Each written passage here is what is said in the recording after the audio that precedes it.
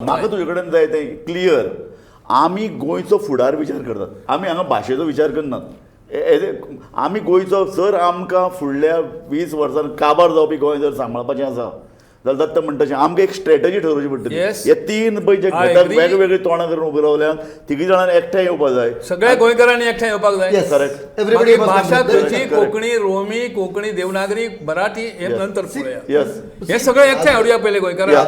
राजू पळय, in any case English is coming up as a main language of communication. Okay. There is no problem. Yes, No problem with that. Even at the time of when the constitution was framed, they accepted that this would be the language of communication, and people also feel that this is the language that will take us forward. But आम्ही आमच्या मत उलयता इथे, it has to be in our language. That will protect. It's a spoken language. पण तुमकां स्कुलांनी शिकपाचें ना. कितें जालें?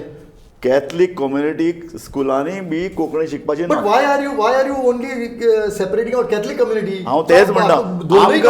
आमकां गोंय जर सांबाळपाचें जाय.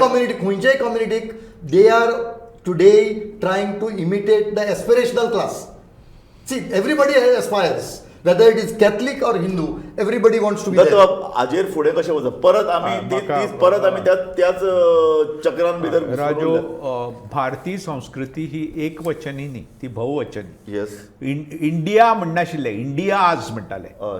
म्हणटकीर जर आमकां BJPचें एक देश, एक धर्म, एक रंग, एक वेंचणूक मान्य ना जाल्यार एक भाशा, एक लिपी, हें कितें?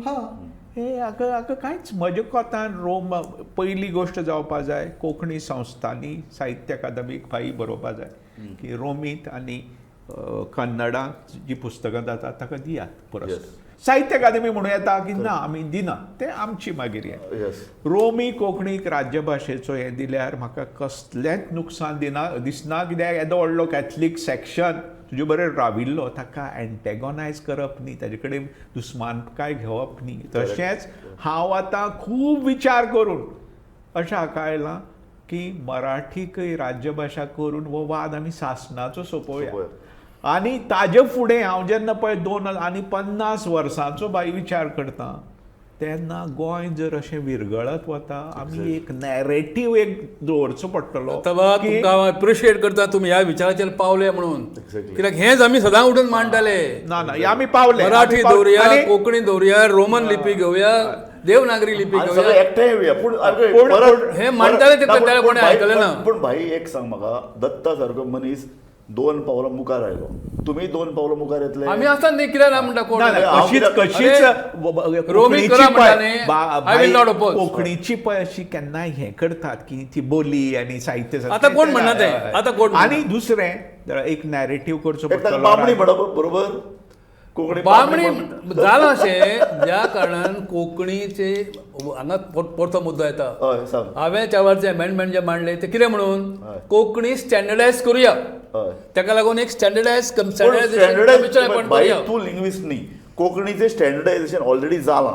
आतां हें तूं म्हणटा न्ही, ऑलरेडी जालां. आनी ताका लागून हो बामणी शब्द येता. तूं पळय तशें पुणे तूं मराठीचें स्टँडर्डायझेशन मागना? मागता हांव. कशें मागता? आतां आयकून घेयात की मराठीच्या संदर्भात कितलो वर्साचो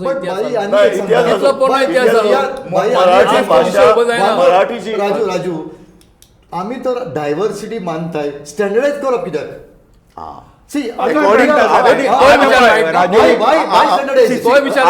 have read books on linguistics. ते म्हणटा भाशा ही इवॉल्व जायत वतली. जी भाशा लोक उलयतात ती भाशा येता आनी ती स्टँडर्ड जाता. Standard is a old concept. पाणी सुद्धा बरोबर. एक्झॅक्टली. पाणी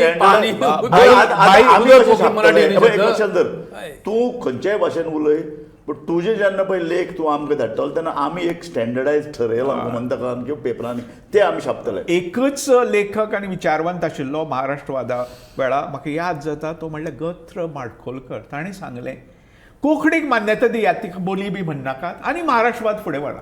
तें करपाक जाता. शेजारी जाणा एकच